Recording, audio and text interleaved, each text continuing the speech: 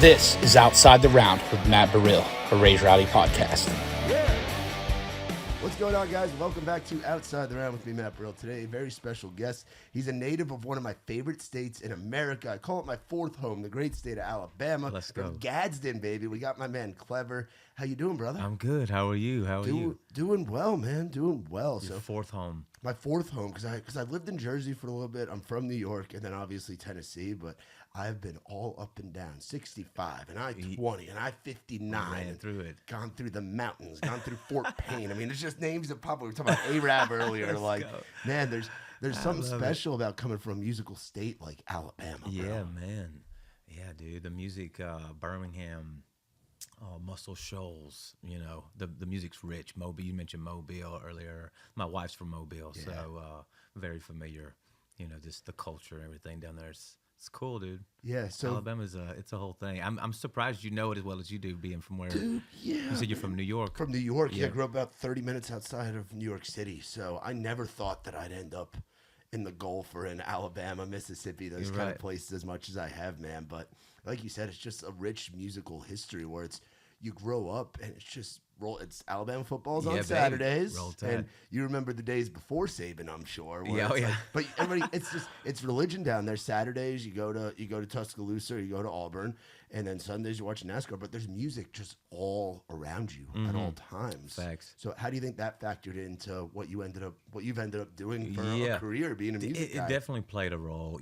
I actually, when I first started kind of going into experimenting genre-wise, I went to Fame Studios in Muscle Shoals to kind of get that feel, I think. And Lana Del Rey was like in the next room. So I think, and people just come from miles to go into those kind of studios and feel that there's something in the water, in that part of Alabama. So I had to go get me some of it too, I think.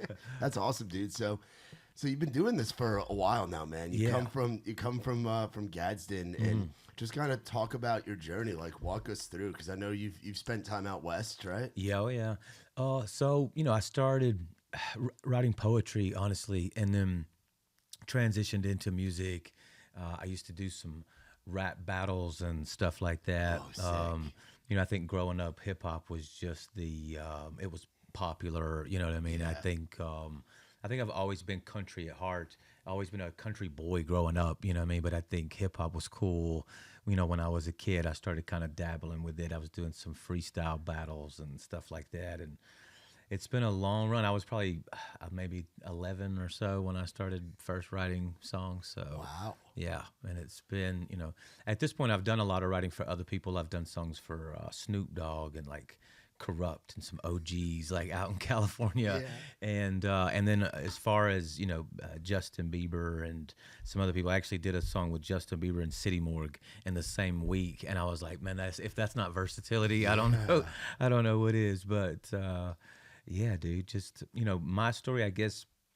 Just keep at it, dude. You know what I mean? I feel like sometimes I'm like an favorite artist in a sense. I mean, I've had a lot of like a real artist, you know what I mean? People come at me wanting to collab or get some kind of. It's like a creative's creative. Yeah. Man. Yeah. It's just you have that itch where creatives can recognize that and be like, oh, we want to do something. Let's bring this guy. Right. Get some of the juice. Yeah, what was it like from growing up in Gadsden to going out west and spending time in a city like LA? It's kind of bigger than the whole state. Right. Man. It had to be some culture shock initially. It was, yeah. You always think of LA as this before you get there, of this glamour and Hollywood, and then you get out there for a while and you realize it's just dirty, and it's what I mean. It's still beautiful, still very, very cool, but just a lot of great people out there. Honestly, I was shocked to see. I wouldn't say Southern hospitality, but some nice people. Some cool chill vibes. They're all smoking bud, so they're good. But they're cool. They're big chilling. So, but I fit right in with them. I went out there. It was cool. I mean, I felt like I really made some noise quickly when I got there. What year did you get out there? I probably got there maybe 2011, 2012, somewhere in there. So there was a lot going on. I mean, there's always a lot going on in LA. There has been for like 50 years now. Sure. But like in that time, seems like a great time to be out there looking back. Everybody was, Justin Bieber was fixing to do like the EDM thing. So everybody, you went into a room, they were all doing like bass drops and stuff like that. Every room was like the same thing. It was very, what's the word? I guess EDM, like house music kind of stuff. That's when like Avicii, Diplo was getting going, Swedish House Mafia. Yeah. Justin Bieber started a wave there. And then,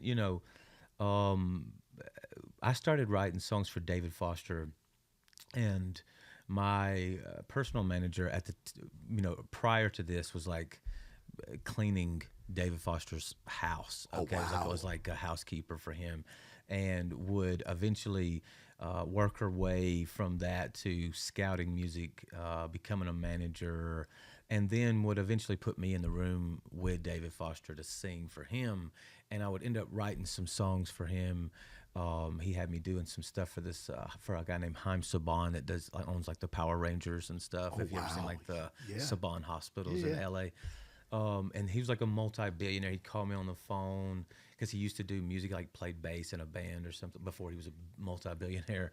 But he, I was translating an album for this Tel Aviv duo from Hebrew to English, and at the same time I'm writing songs for like Corrupt and Mac 10 and like all these like OG Smoking Bud. I was on probation and I was on this like Be Real television show, and they're like, I'm like a bridge to a joint, you know what I mean? Like, and I was like, shout out to my probation officer to the camera as I'm like, with Snoop Dogg and all these people in the room, and it was just a wild time, dude. And full circle moment, David Foster's daughter is actually married to Simon Tickman at the Core. Oh, no and way. I'm now managed by the Core. So it's in the same, and Leslie, my personal manager, shout out to Leslie, still with me as well. So it's been a wild ride, dude. But LA was cool, It's we made some noise quick, started writing some songs for some people to kind of, rub elbows and got our feet wet, hit the ground running. But now we're in Nashville, trying to pave our way here. And yeah, man. And it's funny. I've said it a lot on here, like over the past probably 2 or 3 years, that it seems like Nashville, we're having our Sunset Strip moment right now. Right. Like you look back to like the 80s and 90s when like the rock bands were doing their thing. Mm. It's like Nashville has that kind of energy where it's everybody across all genres is coming here, and it's just a creator's paradise right now. Yeah, it's super cool. It's great to see, especially walking up down Broadway. You hear all the different music coming from like this door, and then there's another window open over here. It's like you hear so much music just riding up and down the street. You know what I mean? It's very cool. Yeah, I remember the first time I came to Nashville. It's been a long time ago now, but I was just surprised at how much rock music was here. It's like when Kid Rock was, I feel like when I got here, Kid Rock had taken over Broadway or something. It was like he was everywhere and I had no idea. I was like, why? Kid Rock's huge here, Yeah. But then coming back, I realized it become a thing, that every artist had their own bar and had their own, you know what I mean? Like it was, but it's cool to see. It's just, you hear a lot of so many talented artists playing downtown, and the writers here are incredible. Busting it's their just ass like playing doubles and triples, bro. Yeah, I got dude, buddies that are drummers and bass players and guitar players that'll play a triple like 3 or 4 days a week. That's crazy. Just make that money just playing for people. Yeah, man. I came out here and did sessions and would meet with people that were leaving, like, all right, I got to get out of here at 3 because I got another one. I got to go across town. And they would leave and go to a different session and write, 3 songs that day. And I was just like, all right, do your thing. Of course, I come from like Juice WRLD's world where he was doing like 8, 9 songs a day, just sit in a living room at random Airbnbs, wherever. But yeah, he was something to see. So. That's wild, man. And then you talk about having that love for hip hop and rap, and coming from where you come from. Yellow Wolf's from down there. Yeah. Like the Southern rap thing, and it's as long as you've been doing it, it's like the South has been the king of hip hop and For rap sure. with Atlanta and guys in Louisiana like Boozy and, Oh, yeah. and Wayne and Right. that whole world. So coming up in that country lifestyle, Gadsden's country as hell. Yeah, damn right. But coming up like you did with all that going on around you, what was that like? Well, I mean, Gadsden's wild. You've been there. It's Yes. like, I thought it was funny. Beyonce in her album even mentioned like Gadsden, Yeah. Alabama. Her dad's from Gadsden or something. So she actually performed at my high school when I was going there No way. with Destiny's Child, and Wow. one of my producers actually, she did like an interview on their radio show or something when I was a kid. But yeah, anyway, it's like Gadsden is small town. There's not a lot to do, so you're parking lot pimping, you know what I mean, like doing drugs to have fun for the most part, if you're not in sports and stuff like that. Once you get out of high school, it's music was always something that inspired me. In Gadsden, it was hard to get it there. You had to get out, to really make something happen. But I love my city. I'm still there. So That's awesome. Who was like the Southern rapper that influenced you to be like, I fuck with this hip hop stuff? So as far as I was actually a Jay-Z fan. So Okay. Yeah. I came up. I was like a Limp Bizkit, Corn Hey, kind butt of guy. rock, Yeah, yes, let's go. dude, that new metal. yeah, that new energy. metal. Yeah. There's something about the energy of that, man. Yeah. I mean, I was born '95, so I'm a little younger than you are. So I go back and watch those Family Values tour videos, Oh, yeah, the yeah. Woodstock '99 videos. Right, and right. I'm like, man, it would have been so cool to That was be the thing. an adult, to remember the early 2000s like that when Family Fred and Values. those guys were putting out, when Fred and those was guys were there. dominating MTV, bro. I was there, bro. You were there? I was watching. Yeah, in the moment. I was like hooked to MTV. That's when MTV was MTV. Like you know. TRL and shit. Yeah, dude, it was so Spring cool. Break. Yeah, I did one of these. I did like a a couple of freestyle battles on BET like wow. in 2006, and one of them was like a Spring Bling. It was like their Spring Break, in Miami. It was kind of similar to the MTV That's Spring sick. Break kind of gig, but That's awesome, yeah, man. good times. So what leads to the transition to I want to release country songs and I want to dabble into this world? It's always been inside of you. Yeah, But I was what raised on led it. to it? Yeah, I mean, I was raised on it.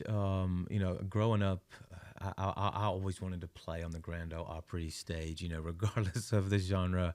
But I was always country. Was raised on Vince Gill and like Travis Tritt and Randy Travis and Just what I epic mean, like songwriting. Garth Brooks. Yeah. You know what I'm saying? And but also, my dad was a big like Southern rock, Leonard Skinner. He loved. He was a big Led Zeppelin fan also, not necessarily Southern rock, but Allman Brothers, you know what I'm saying, like that kind of stuff. So I had a little bit of all of that, I think, influencing me at one point. And I think I was I've always been country. I mean, like I raised chickens. We have chickens in the backyard. I built a chicken coop a couple of months ago out of pallets. You know what I'm saying? And I mean, like I'm as country as it gets. We used to go to the cattle sales and stuff. I used to beg my granddad to take me, but I think hip hop was cool.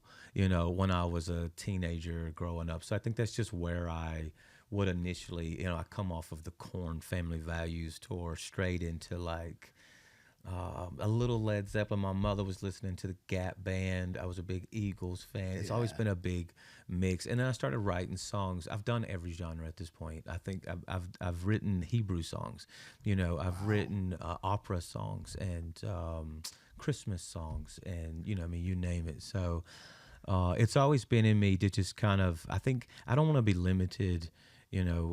As far as what genre I play with or what concept I do, where, a lot of times people want the same thing from you over and over and over It again. gets Once you boring, get that one dog. song, it's like, I already did that song. Yeah. So, but I think that I was always country and just kind of dabbled with hip hop because it was the popular thing and it would eventually come home. Yeah, man. So right now, where music is at as a whole has to be perfect for a guy like you. Oh, 'Cause absolutely. It's just anything goes, and these walls of where an artist is told and has to do a specific thing, that's no more. An artist can be truly creative and go whatever direction he or she wants to. Yeah. You can't even put a genre on it. When I was making hip hop music per se, I don't think it's really not much different. It's like And I think if you listen to a Morgan Wallen album now, yeah. there's a lot of 808 bass in there and that kind of stuff. So it's to me, it's a good look. I love that new Morgan album. So I thought it was dope. Yeah, 37 songs, man. Yeah, He's just man. rolling them out. Yeah.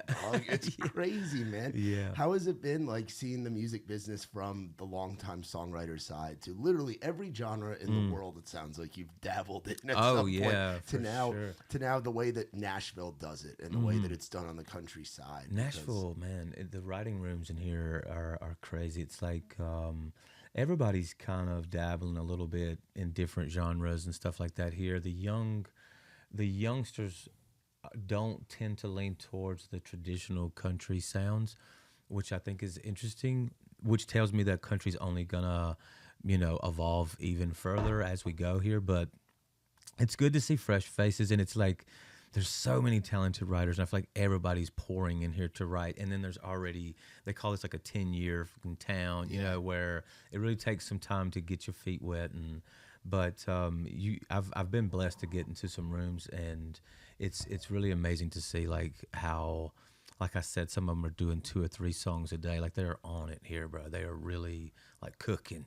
I feel like I've heard there's like 300 songs written every day or something in Nashville, and I don't know, they burn most of them kind of thing, and then Morgan Wallen's like hoarding all of the good ones or something like that.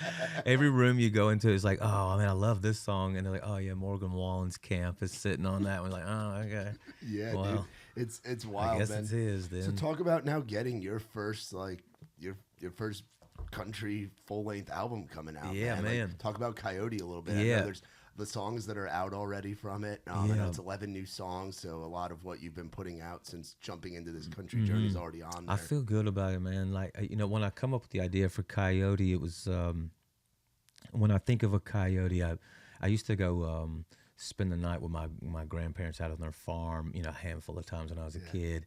And then you could hear coyotes in the distance, and at nighttime, and it would be this crazy, especially to a kid. It was like this crazy sound. And when I think of a coyote, I think of like this voice in the darkness almost. And when I think of my music, I think of the same thing, almost like a voice in this like redemption type mode, you know what I mean? Kind of been through some things, and I wasn't born like this, just been through some things and came out, on the other side of it. Yeah. So, but, doing this, it's felt good. It felt like a homecoming in a sense, you know what I mean? Like getting back to my roots, Yeah, man. Talk about some of the trials and tribulations. I mean, when someone goes home, we always joke about like Nashville folks going home for Thanksgiving and trying to explain to their extended family what they do. Like, oh, he's a songwriter, all this, all that. But like, it's a tough road and a tough journey. So talk about some of the crazy stuff, because now you're married, you have two amazing little kids. Like, life where it is now to where life was 20 something years ago. Right. Yeah. Right. It has to be wild looking back. It is, yeah. I'm very family. I'm a dad first. You know what I mean? Man. So, I mean, and I still am climbing and trying to grind my way up. So, it's a balance all the time. I mean, for example, I woke up at 4:00 this morning, drove here. I want to say it's a 3.5 hour drive. Thank you for doing that. Yes, by the way. Thank you for having me. Appreciate you. Empty stomach. Full tank, freaking 2 eyes, 2 bags, bro. You know what I mean? Like, and got here, and I'll be home probably about 2:00. And my daughter's got dance class at 2:30. So I gotta get home to get her to dance class at 2:30. And that's kind of my day, is get here, do what I gotta do, you know what I mean? And then be there for my family. But that's me in a nutshell. Day in the life is every day, just at it, trying to get this music thing off the ground and going home and being a dad. And I think, I bring my kids, I think they're cultured, they've been around the world and back. So, it's a good, and it's a pros and cons of dragging them around tours and stuff like that. But,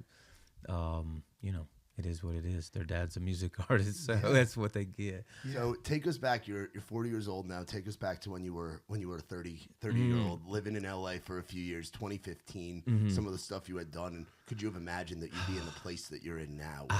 2015, I was I was writing some songs.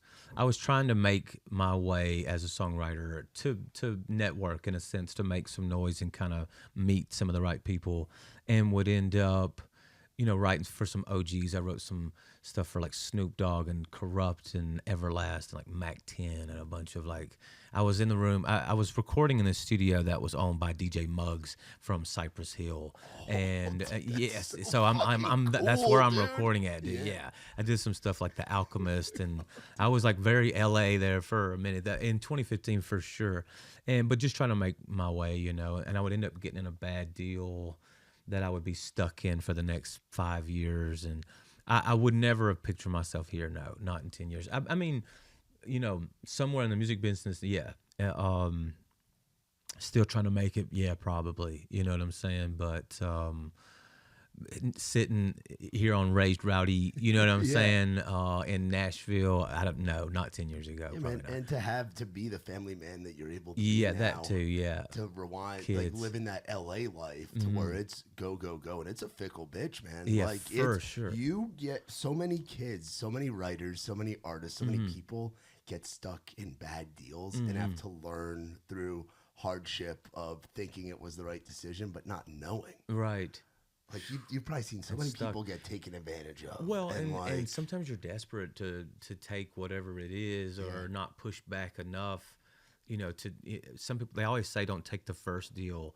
They don't mean the first one that comes across the table. Just say no. You know what I mean? But to alter it some and to modify it some. And I think, I've never been the one to shake my fist at the big labels, because I think what you put on paper is something that's you can negotiate and you kind of build your own leverage. So they're going to walk as slow as you walk and run as fast as you run, and they're going to pay you what you're worth, and you got to build that worth, and that should be the focus. But I think, there was early stages where I was definitely desperate and willing to just say screw it. Like, I don't even care. I didn't at the time. I can cry about it 5 years later, but at the time I was like, I don't care. Give me a couple bands here, a couple, 10 bands here, 20 bands there. You don't realize the big R word. You don't care. You just want to go. You just want to go. Yeah, you just want to go. So, but I don't feel bad for them. Like, you got to learn. You learn. That's just the way it is. That's how it is. Yeah. Who were some of the folks that kind of took you under their wing in your early music days? Man, I don't know if I ever had any. I still looking for them. No, I had some people. I mean, Juice WRLD for one, heard my stuff and started posting my stuff on Instagram, basically saying I need this guy on my album, and I want to say I gained 20,000, 30,000 Instagram followers in the next couple of days, and he had just really started to take off. Was just fixing to drop Lucid Dreams, and then I would go on tour with him and eventually sign with Post Malone. So I would say of if anybody was to under their wing, so to speak, it may be them too. But they were also just like good friends of mine that we hit it off. We're cut from the same cloth. You know what I mean? It seems like so much of music is just making cool shit with your friends. Yeah, like basically. Getting in a room with your boys, and one of them's on a project. They bring you in on the project. You're on a project. Hey, I got some guys that might be good for this. Facts. Like so much of it is just relationships and being a good hang and being a good human. For sure. If you're a good hang and you get out there and do the hang, and it's funny, especially like you said, it's kind of fickle too, though. So if you've got some clout, you'd be surprised at how many friends you'd have. You know what I mean? But I think you can't necessarily look at it like that. I mean, maybe I'm fickle too, because I'm.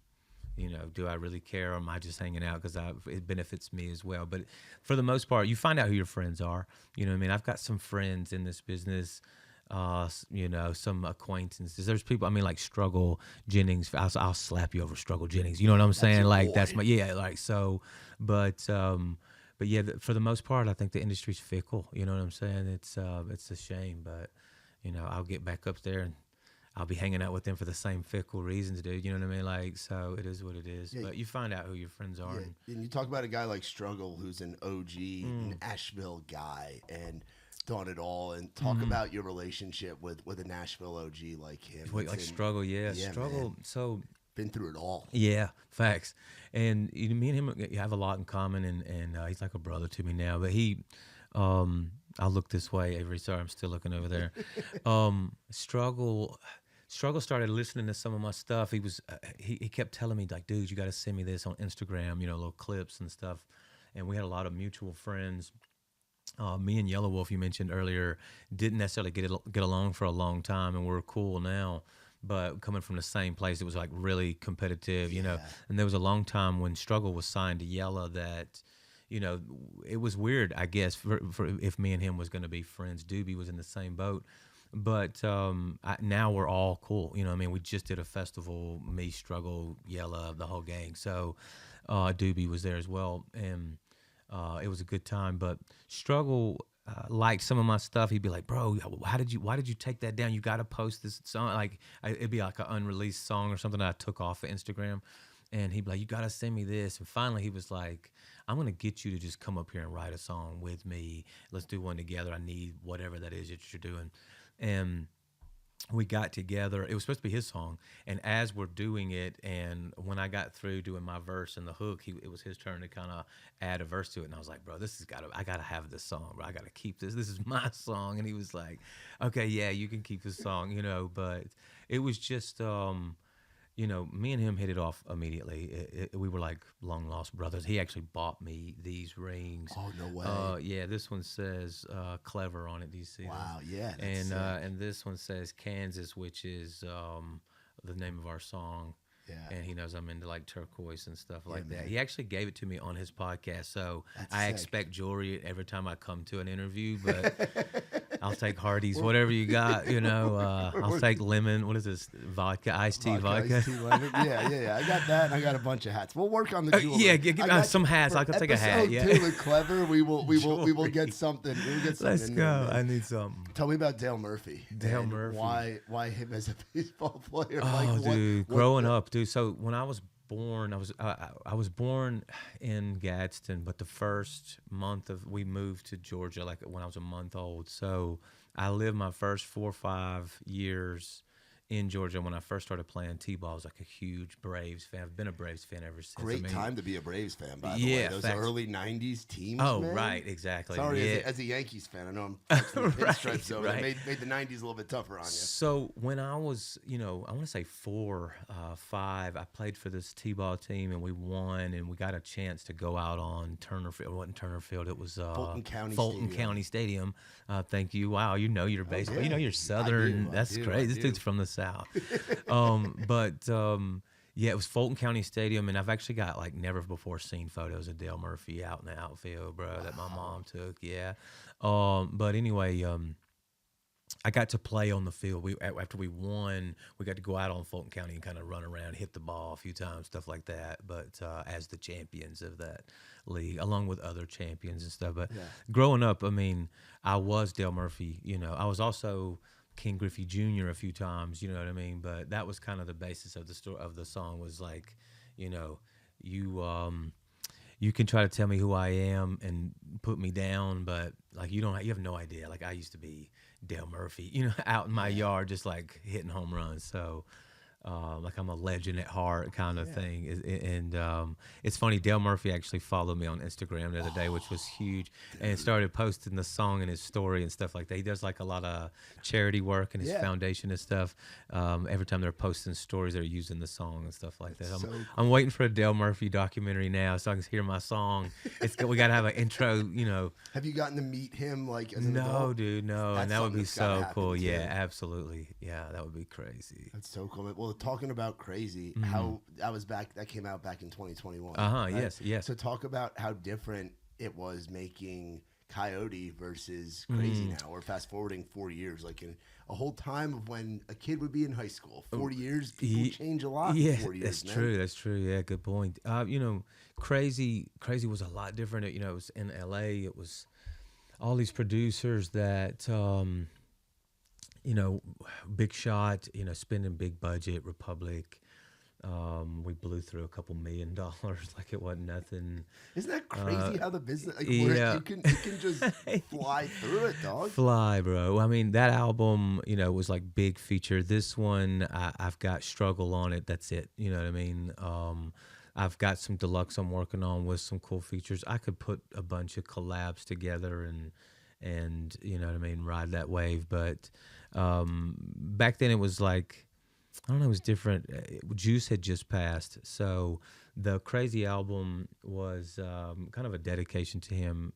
It spells out Juice WRLD is alive on the track list. There's a lot of hidden stuff. There's like if you play it from front to finish, there's like a door sound effect on the front of it with the Nightmare Before Christmas, and it plays from one end to the other with the movie. Because Juice passed like right before Christmas. It was just like I was in a completely different mindset. You know, it had Post Malone and Lil Wayne on it, and like Chris Brown, and but this one I wanted to be a little more intimate. I've got Struggle on it, as I said, like, you know, one of my close friends. It fits the name Coyote. Yeah, like that too. Like the coyote wandering through that field on that farm in Alabama, just figuring it out in his journey. And he's got his one coyote homie on there. You got Struggle. You two are out there howling, going after something, you know? I've got a few I've done some features with that I'm excited about that's going to come out on a possible deluxe that I'm working on. Nice. Could be some singles after, could be a deluxe, I don't know yet, but just excited to do this album and get it underway, and I definitely had to put Struggle on that one. So. How does the feature world work? Because in your past life, so to speak, when you were out in LA, I feel like any big tracks got like I've been in a going back to DJ Khaled phase when I've been at the gym, and you there's like 6 or 7 dudes on like each all of his song. songs, yeah. So how does that work as a writer, as an artist, when you're either the featured artist or you're the artist releasing it with all the features on it? Like, how does that all kind of come together? So like if you're the primary artist, you've got to get it cleared, and then an artist may be in a release cycle or something like that, so you may have to wait, and it may have to make sense for them to release it at a certain time or that sort of thing. And then if I've been blessed to have some homies that just wanted to work. We'll do some swaps or something like that, or you offer, if you've got a budget, you just be like, bro, I'll get you a bag if you'll come, do this joint. Yeah, it's like a bag versus points or something like that. Yeah, right? basically. But a lot of times you'd rather give them points, I guess. I've been blessed to have some people that are just like Timbaland, for instance, is always just like, let's do one. Like, I don't need any money up front. Let's just do something. I believe in you. And me and Juice was homies. Me and Post was homies. Yeah. It's like, Justin Bieber. A lot of people reached out to me for a feature as well. So I kind of gave them the same thing. I'm like, you don't want to risk losing a feature. So you're not going to be like, yeah, I'll do a feature with Justin Bieber, but you're going to charge him $10,000. You know what I'm saying? Like, or try to be difficult. You're almost just like, 0.2% on this Justin Bieber. Yeah, sure. Yeah. But no, I mean, it's a game of trying to figure out the elbow room. But most times, like if you write in Nashville, and it's 4 writers sitting in a room, you're splitting it even, like regardless of anybody's contribution. Different culture out Sometimes, dude, you can be in a room with a guy that didn't do anything. I mean, like he tried, he threw a couple ideas at the wall and it didn't go, and didn't really do anything to contribute to the song, but yet still got the same percentage. So it's good to be a fly on the wall sometimes, It's all about the hang. Yeah, you just got to be there. As long as you're a good hang, you're good. Yeah, Throw some ideas, throw some rebuttals out there, like, I don't like that. Maybe this, and then you're good.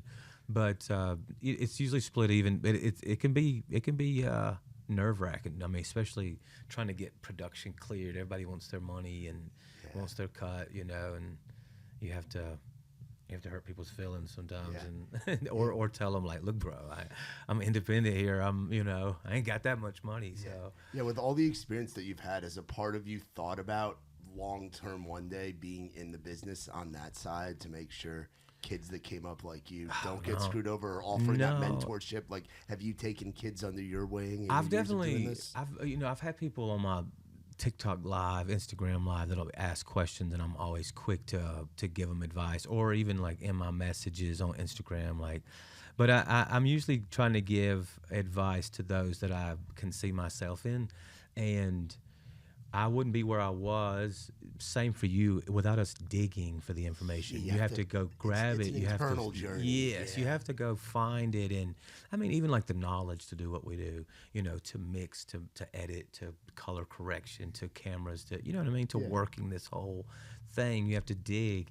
So if I don't see you putting some sort of effort into learning the business or how it works, or, you know what I mean? Like, I'm uninspired. I'm not trying to I have people that are upset with me, like I owe them something, that haven't done a song in years, that aren't even attempting to do music, and I have no desire to try to help them or even guide them if they can't do anything for themselves. Because you gotta want it. Yeah, I can't want it for you, dude. You know what I'm saying? I can't make it happen. Yeah, wanting it, bro. Like you want it so much that you want it to the point where you want to go back to your roots, and you've gotten to do stuff in the hip hop game and the pop game and the international song game. Yeah. And you're like, I want to do a country record, so you figure it out and you go freaking do it. Right.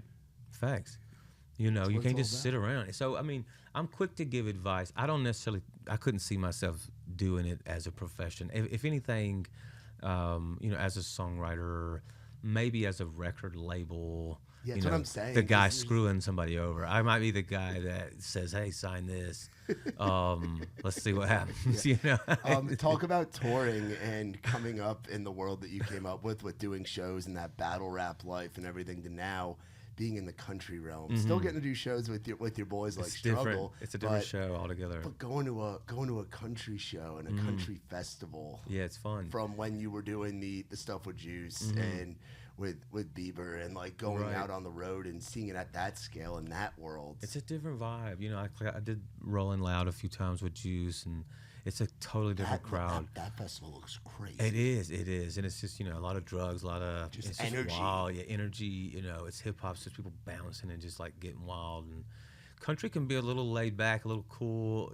At times it can also get rowdy. You see some of those like Gavin Adcock throwing beers and shit. We're going down to see him in a couple weeks. I've seen his shows for a long time. Yeah, but. A lot of the shows I've done so far have been like writers' rounds. It's like real chill, me and an acoustic guitar, kind of more of an intimate thing. We did like Jelly Rolls Bar. I did like the whiskey and stuff like that. And it's been a lot of, it's been a good vibe, dude. You know what I mean? It's a little more personal when you do a club like that, as opposed to, like, I went to the fest. I didn't do the festival. I got to see Sam Barber. It was incredible, and he's dope. Yeah, he's cool. My wife loves his stuff.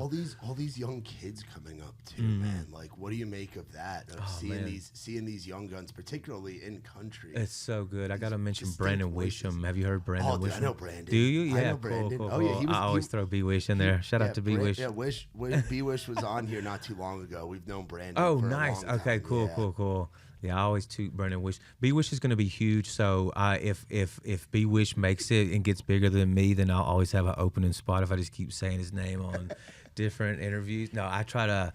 He's a good kid, and when I met him, I just thought he was so talented. Dude, he reminded me of Kid Leroy a lot when I met Kid. When Kid was just a kid, you know what I mean? And B Wish has got it. He's gonna be that dude. But I'm here for it, bro. I want to hear the new cats. I want to hear some new stuff. And he adds something a little different to country music, so I'm excited. He does, man. I mean, your the roster that you get to be on, which I've known Chief for a long time. Chief's been a homie, like an uncle figure for me for a few years now, and Simon and Tracy, the whole team over at the core. It's like the artists that are going on there right now. I mean, from being out in LA, like it's good to be on a winning team for sure. With homies and creatives that are kind of having their moments. We're like now. Cash Money millionaires over here, dude. We're like country music. We're like No Limit Records over there. No, it really is. It's, I mean, if you think about it, Bailey, Nate, Josh, it's like they just keep going. Cameron, they just got Cameron, there, dude, that's crazy. Huge, that kid is. You don't even know what genre to put him in. Yeah. Like, have you seen his live show yet?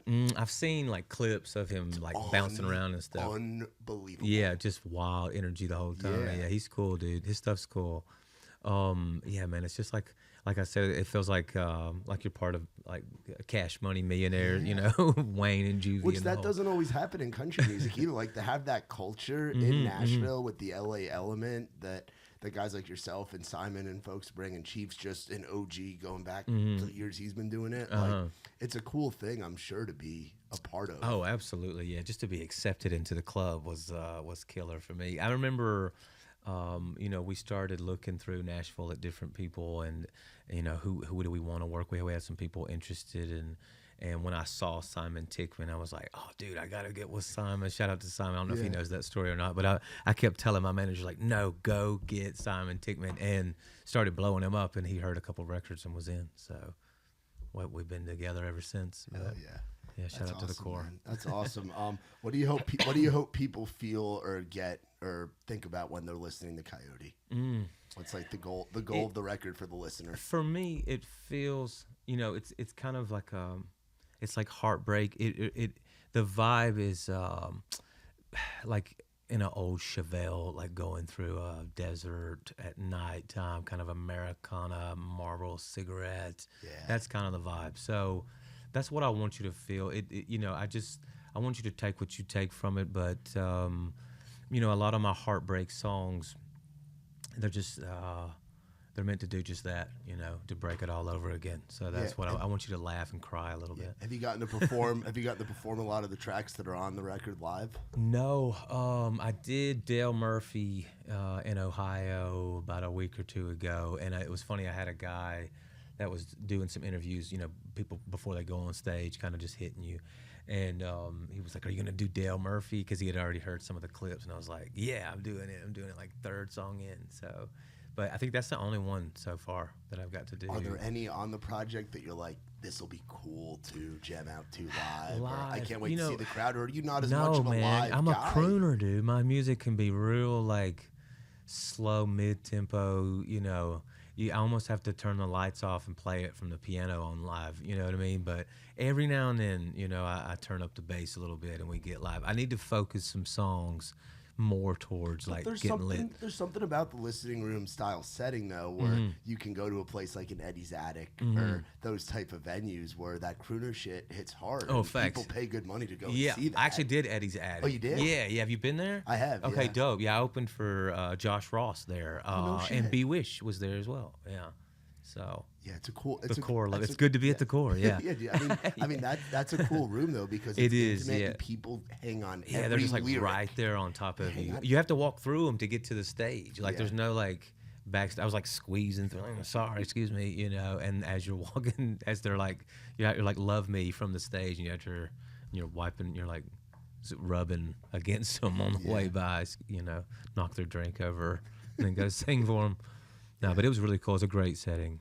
Yeah, man, it's a cool spot. We'll have to get you on some of our events here in Nashville. Absolutely, we do about 6 of them a month. Nice. It's funny looking back. Like we were actually, it's funny Bailey story. Bailey's first time playing in front of anybody ever was a Sunday night Raised Rowdy event, acoustic. No way. Baby Bailey. It was like 2020. It was 20. Baby Zimmerman. It was early 2021, like January, February of 21, and Austin Shawn was playing guitar for him. Oh, nice. That's how far back we go, man. I think we had killer. him and Nate Smith on the same one. Let's go. Back in the day, dude. Let's so go. I'd love to get you one of those. Real quick, as a student of and a big fan of hip hop, who would your top 5 be? Oh, in hip hop? Yeah. Lord. I gotta put Jay up there. Lil Wayne, of course, which I've done a song with, which is. Do you like the new Carter? Yes, I haven't got to hear all of it. I heard a couple of songs. I have buddies where some are like, I really like this, and some are like, man, I'm sure I'd love the whole thing. It just ain't Carter 3, and I'm like, nothing's gonna be Carter 3. Nothing's Carter. Like, why? This is not Carter 3. Nothing's gonna be Carter 3. No, yeah, Wayne's Wayne, dude. Wayne's gonna do what Wayne does, and every album's gonna be incredible. I haven't heard the whole thing.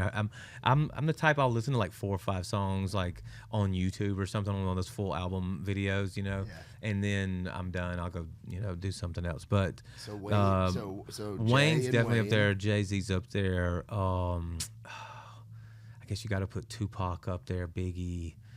Yeah, those 90s guys. Yeah. That's my favorite era. Is like the New York 90s scene, even like the lyricist lounge stuff with like Mos Def and like those guys. That's dude, again, like I wish I was old enough to live, in the 90s in New York. I loved Mos Def, like the like old Dave Chappelle.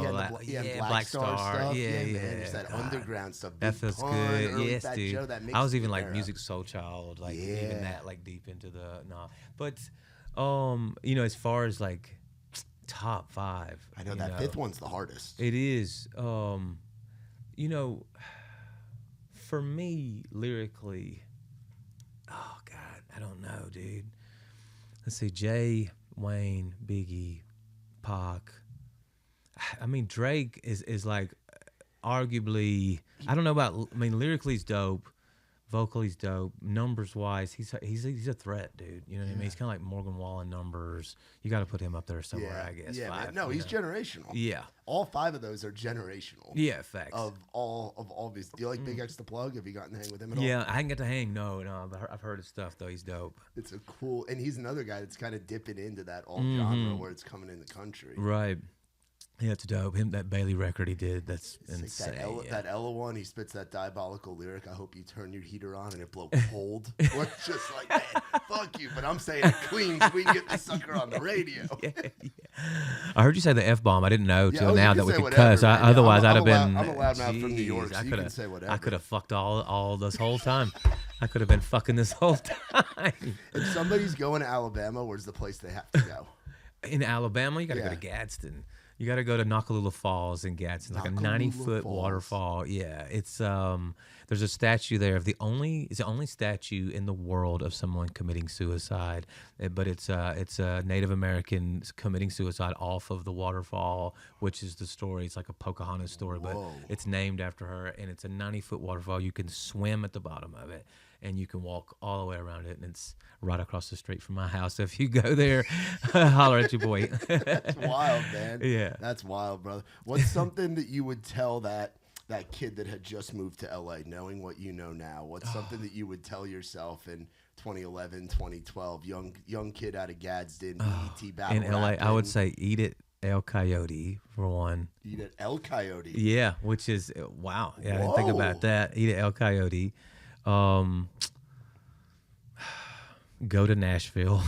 Get out here sooner. Get out. Go to Nashville. No, I loved LA. You know, I would tell them get it in. It's not about being in the right place at the right time. It's about being in the right place all the time. So go get in it, get dirty, go home.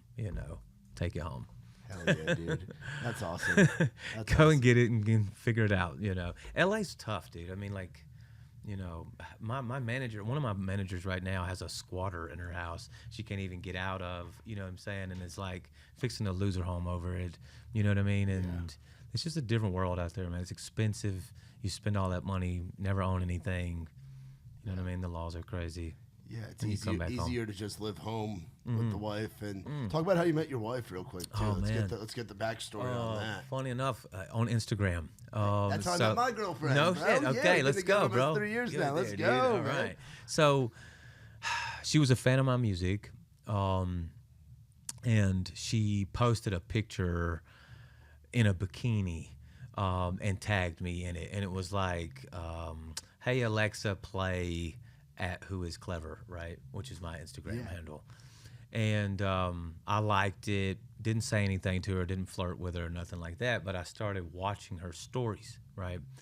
And a couple days go by, and that tag was still in my notifications, you know what I mean? So I popped back over there, and I watched her stories again. And finally, she messages me and was like, are you just going to sit there and watch my stories? Like, you're not going to say anything to me? And so I was like, yeah, what up? And at the time, I was so like anti-relationship, love always got in the way of, the dream kind of thing. Yeah. Women will hold you back, And so I was so like, no, I don't want to, I was in Atlanta or something. I flew her out. We got to talking for a while on the phone. And eventually, I would fly her to Atlanta. Her whole family thought she was being catfished or something like that. Where was she? Like it was a fake page. Where was she from? She's from Mobile. Okay, so I'm from Alabama. Yeah, Alabama. I'm from Gadsden. We're still like 5-6 hours away from each other. So, or like 5.5, somewhere in there. So, it's like Mobile was still like a new world to me. When I live on a mountain where I'm from. So she lives in like this little flat. It's so flat. Home of the real Mardi Gras. Yes, that's right. That's like the real home of Mardi Gras. Yeah. But we go every year, by the way, to the Mobile Mardi Gras. Yeah, we do the Mobile Mystics Ball and all that stuff. That's great. Yeah.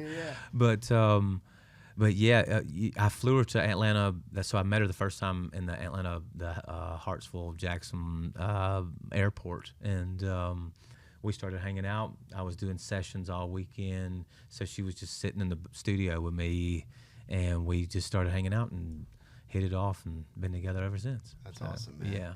How did you met yours on Instagram? Yeah, I posted a funny story of Eli Manning doing something outside of a Giants tailgate, and she like reacted to it, and I was like, "Oh shit, who's this?" And then, who's this girl that reacts and to then hang out for a little bit, and we've been dating for almost 3 years. Let's go. So you obviously have the same sense of humor. Yeah. Oh, dude, she actually did stand up for a little bit. Oh, she's sick. open. She's open for Dusty Slay. Let's go. She's got to do some stuff at Zany. She's awesome. That's man. dope. She's awesome. That's dope. She has a beautiful little girl named Charlotte that's 7 years old. So I paid my dues of watching Bluey. Oh, and yeah, watching you go. Paw Patrol. Bluey's good, dude. Bluey's like the best one because they're so Bluey's, quick. Yeah. You set that bedtime. But actually well done too. Yeah, though. Like I can get into Bluey. Yeah. Like I'm not tripping if it goes a little longer. Yeah, Bluey's, Australian PBS. Bluey's hard. There's some heavy topics in it's there. Straight, dude. They Chili go in. and Bandit are Come on. That's it, right, man. dude. Hey, They're you know your on it. stuff, Yeah, bro. I do, man. I like you, watching dude. Super Kitties. Now she's into the YouTube and the Minecraft, and she's watching the streamers play on YouTube. I'm like, damn, we got to make her a Twitch account. Yeah.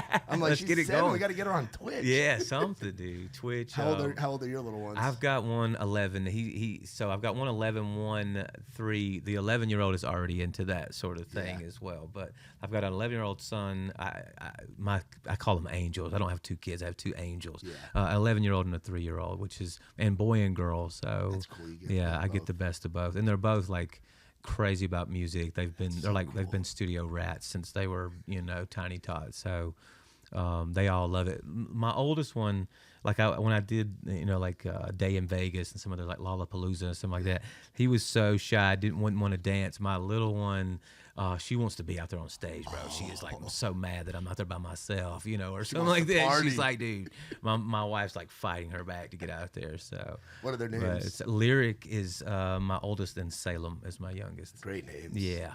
It's thank you. It's you got to make them rock star names. You know what I mean? Man. So that's so cool. Gotta give it to them. So cool. What are you getting them at Jack's in the morning when you're swinging through? Jack's. Oh man. What's your Jack's order? I'm gonna go full deep Bama. I love biscuit and gravy at Jack's. It's I consistent. like their Anyone you go to. Yeah, consistent it's biscuits good. and gravy. Yeah, they're double biscuit there or single. Single gravy. They got also they don't have it on the menu, but they will do a chicken, egg, and cheese biscuit in the morning. Secret menu. You heard it here first. Shit. Chicken, egg, and cheese. The chicken, egg, and the egg. Next it's the chicken and the egg. When I'm driving down to Floribama in about a month and a half, I'm gonna be getting that chicken. You and do egg. that. You say because they have a chicken biscuit. You know what I'm saying? You'd be like, "Can I get a chicken, egg, and cheese?" They're gonna hook you up, and you can thank me later. I put a little mustard on mine. You may not go that route, but okay. it's I'm fine. down to explore. Yeah, I'm down to give it a try. go. Give it a go. Yeah, I'm down to try, dog. You heard it here. Chicken, egg, and cheese. Hell the yeah. new clever biscuit at Jack's. Do you ever see yourself living up here full time, or you want to raise the kids down in Bama? Oh God, I would totally live here. Yeah, I stayed in Franklin for a little bit. I used to get my drugs in Murfreesboro. MTSU, the dirty borough. My publicist hated that I just said that, but No, dude. Hey man, it's all like you said.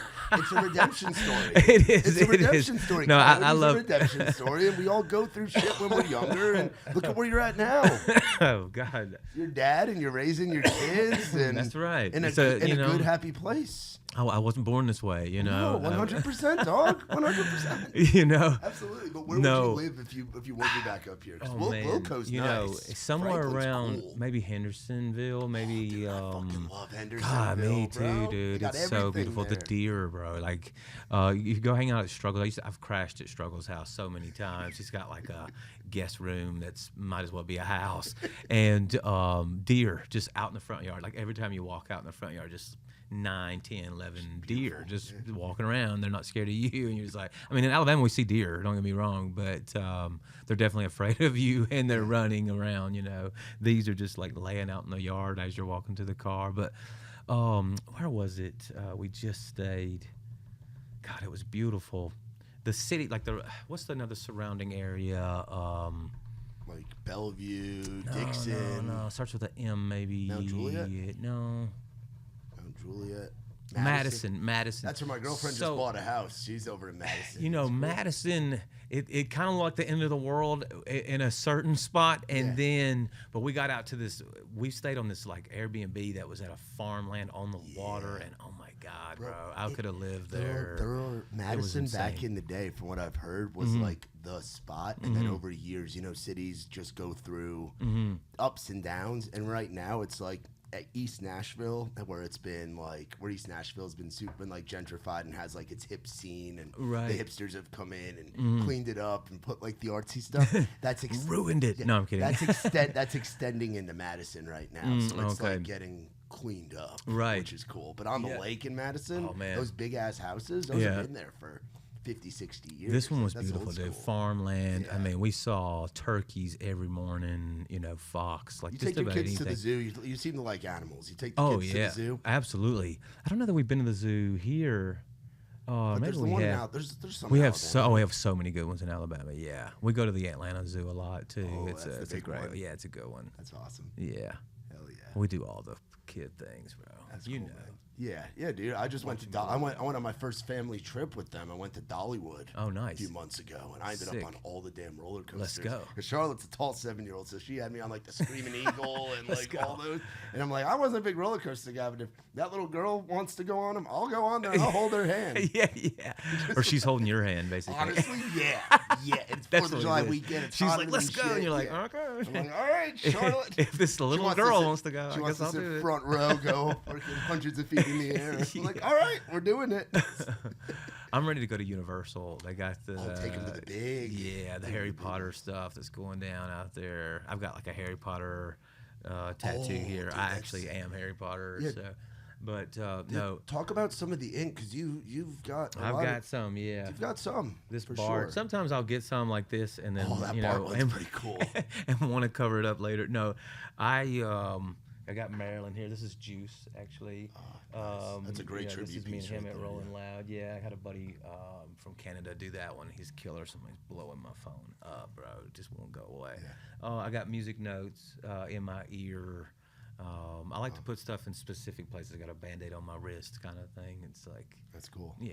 That's cool. I just got my sobriety date. That's it. That's it. That's all you got. My You just your Nicky number. T, my business partner, has like his whole arms. It's like, it's not. He's like, I don't want to have a full sleeve because I want it to look degenerate, where there's just random things and random. He's like, I want that. But he's got like a Dolly Parton, like Injustice. It's like Injustice for All, but it's Dolly Parton. Oh, that's like hard. holding the things. Like That's- he's got like Rage that's Against the Machine, all this shit. I do have to get a Raised Rowdy tattoo at some point. Oh, I yeah, told that him would be that's sick. part of my. I've been a co-owner for 2.5 years. So now, you've and been sober that long? I've been sober. Yeah, I've been sober to be 10 years next May. Congrats, Which is bro. cool. Wow. California sober, so I'm not like full California. Got I'm you, able got you, to, got you. and luckily I never So got. you eat eggs and cheese? No, I'm kidding. Yeah, eggs and cheese. Eggs and cheese. Hold the chicken. Yeah. But yeah, I mean, and I never. Luckily, I never got into the powder or anything like that. Right, like got you. I was able to. I just know I can't drink these because I end up drinking a lot of them. California sober. California sober, man. I like that. That's what I do, man. I'm chilling. There's a lot of guys and girls in the industry that are, you know. Like, Yeah. Where it's just easier to get a little Man, stoned at I ain't night. gonna say any names, but I did a session, bro, and there was this one guy. I mean, it was like an 8 o'clock session or something, maybe too early for him, but Red Bull, a line of Coke, bro, and like, went straight to a Miller Lite and rolling a joint and smoking a cigarette. He was just like back to back. He was just like And then just a get in the robot, booth and bro. going. Yes, dude, just insane. And I was like, bro, it's 8 o'clock. Some people are built different. Some people just are, man. And It's true. And there's a thin line between brilliant and crazy, especially when it comes to like creatives. You know, like It's you true. see a lot of Tweakers. You see people Genius They're tweaks. brilliant, and then they slowly you start to see the crazy come out over time. Yeah, you it's know? true, Man, it's you true. see it for sure, man. It's You part keep of it. expressing yourself long enough. You do, man. You do, man. Well, I love the way that you expressed yourself in Coyote. I Oh, love the freaking thank you, record, thank you, man. thank you, I thank can't you, wait dude. for it to be out and Me out too. there for the world. What are some other goals that we're looking at as we're getting ready to wrap up 2025 right now? Oh man, It's just pretty keep crazy. going, bro. Yeah, I want to get on some stages, man. I'm itching to get on stage, get some more records out, get back in the booth. I went on a 2-month run writing some songs out here, and I was really inspired and just on my shit. And I think I want to get back in that groove and just write. I'm ready to do another one. So I'm that's already, good. you know, it's like once you get one done and you've done your part to get it released. There's other things you have to do to continue it, but I'm already ready to do the next. Like I'm out of songs or something. You know what I'm saying? So I need like a new something. Yeah, Yeah. yeah. Dude. Hey man, that's a good spot to be. Yeah. as a guy who's been a fan of your music for a while now, man, I love that you have that itch because that means we're getting more shit right after, like not long after the record. Yes, man. dude. Just keep getting them out, man. Well, dude, thank you so much for coming on here and hanging out and making the early trip up. Hell and, yeah, dude. Look forward to hanging next time you're back in town too, bro. Yeah, bro. We'd love to get you on an event. And if I'm ever, for whatever reason, passing down I-59, I'll have to go check out that Nakalula Falls. It's Nakalula. I'll go to Nakalula Falls, man. It is for sure. But y'all be sure to follow our man Who Is Clever. You can find him on Instagram, find him on TikTok. And more importantly, get on Spotify, get on Apple Music, get on iTunes, actually buy the damn thing, and go check out Coyote, check out all the other songs that are out. And you got a website too, I'm guessing? I got whoisclever.com, but I got @clever on YouTube, @clever on TikTok. Okay. Yeah. So those are the ones I like because they're clean, you know, that clean handle. Yeah, @clever awesome. TikTok, @clever on YouTube. Hell yeah, dude. Check it out. Well, man, appreciate the hell out of you coming on. You. Shout out to our friends from Surfside. It's not a seltzer, it's a Surfside. No bubbles, no trouble, sunshine in a can. Go and check them out. Going to send you back with some that you can bring back for you and the wifey to enjoy at, heck dude. At Nakalula Falls. That's right, Nakalula. Nakalula. That's Nakalula with an L, not a Nakalula Falls. There you go. In Gadsden, by God, Alabama. That's right. But shout out to our good friends from Surfside. For more on us, visit raisedrowdy.com. For my man Clever, I'm Matt Burrill. This has been Outside the Line.